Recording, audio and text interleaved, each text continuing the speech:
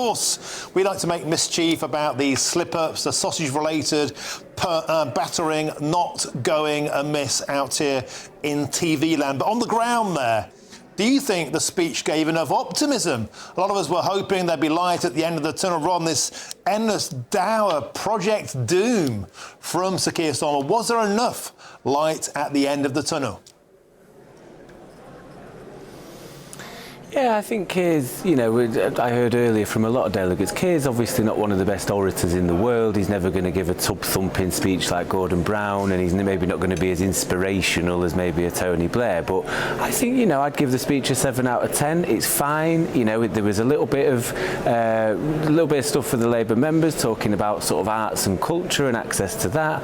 There was obviously a little bit of red meat. I think he may be starting to realise that reform are obviously a little bit of an issue for him, and showing a little bit of ankle by talking about homes for heroes and ensuring that veterans are going to be cared for in that sense. So yeah, no, I think he was okay. You know, I think he was trying to tell some hard truths because it's going to be a long road ahead for the Labour Party. Matthew Talbot, you're a bloke, same as me. Sorry if I'm misgendering you. No man likes to be called fine or okay.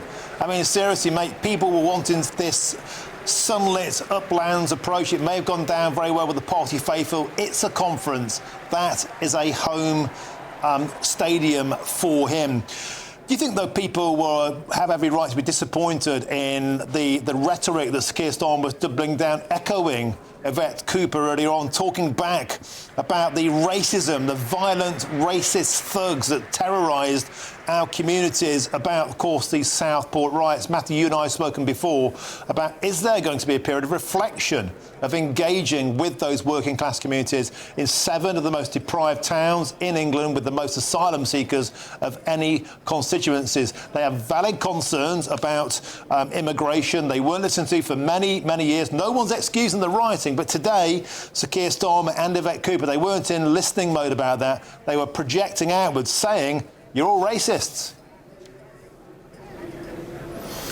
Well, I didn't see what Yvette said. You'll have to excuse me on that. If it was similar to what Keir said, I think I'd like to give him the benefit of the doubt. You know, like me, we both sort of have similar views on this, in that, you know, people have legitimate frustrations and they've seen their areas change, and, you know, they feel that it's happening, maybe change happening too quick. But I think you did say the minority of people, and I think even within those that were maybe swept up in the recent riots and stuff like that, or went down out of frustration, there was a minority who, you know, may have been throwing stuff at the police, trying to set fire to hotels, or looking for people to attack who were black or brown, it seemed.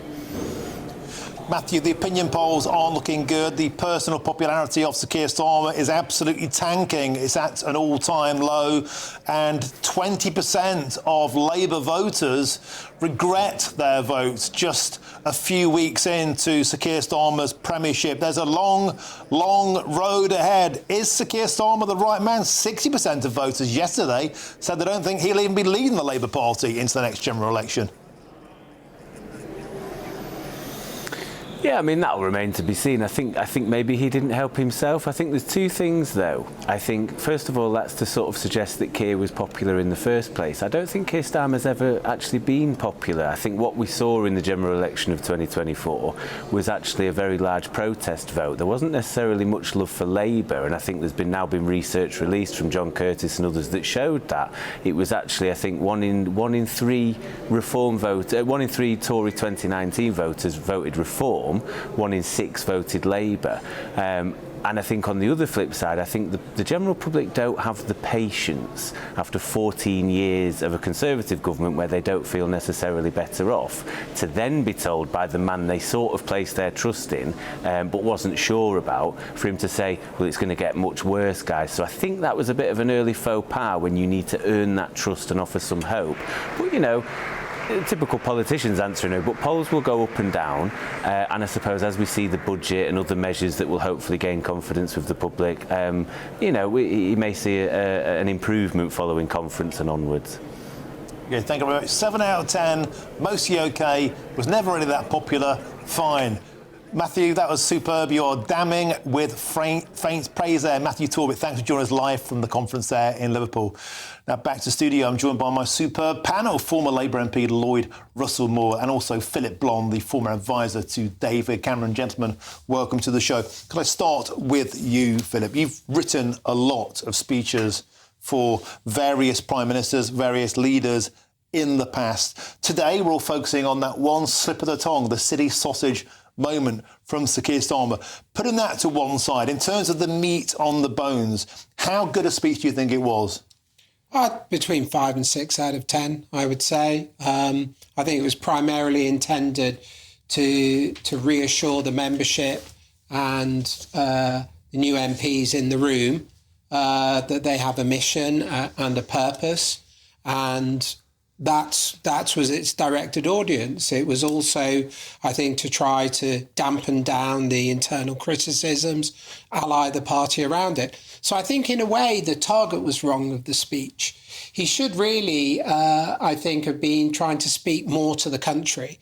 And I think that if you want to speak to the country, you've got to speak to the intuition that all people have. And the intuition that all people have is, I think, that there are systemic problems in this country. The Conservative government was a failure. It was between a failure and a disaster.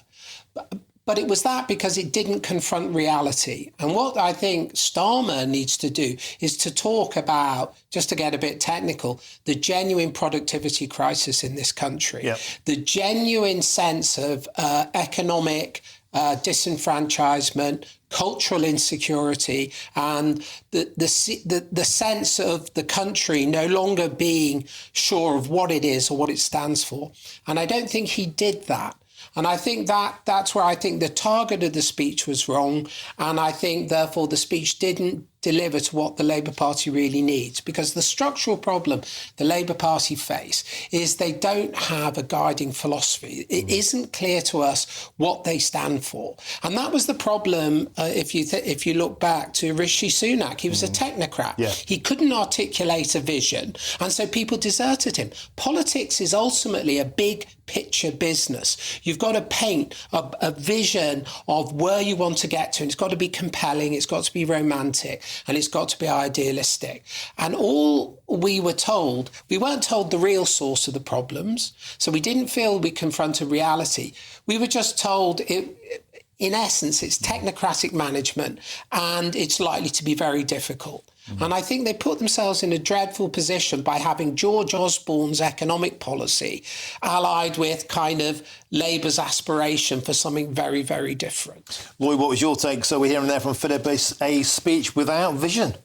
Well, I think actually the speech did exactly what it's saying it should do, which is it's saying that our country has lost its way, and I think that is the zeitgeist of the feeling of the country, and that you have put in the hard yards over austerity, over COVID, over the cost of living.